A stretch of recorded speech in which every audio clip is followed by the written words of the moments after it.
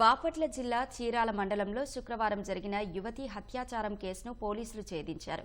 యువతి బహిర్భూమికి వెళ్లిన సమయంలో అదే గ్రామానికి చెందిన విజయ్, శ్రీకాంత్, మహేష్ మద్యం మత్తులో అఘాయిత్యానికి పాల్పడినట్లు జిల్లా ఎస్పీ తెలిపారు. త్వరలోనే ఛార్జిషీట్ దాఖలు చేస్తామని చెప్పారు.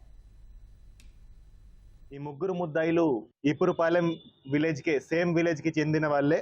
A1 దేవరకొండ విజయ్, A2 కారంకి Mahesh and A3 Devarakonda Srikanth. So వీళ్ళు ముగ్గురికి ఇంతకు ముందు కూడా వాళ్ళ మీద కొన్ని క్రిమినల్ కేసులు ఉన్నాయి.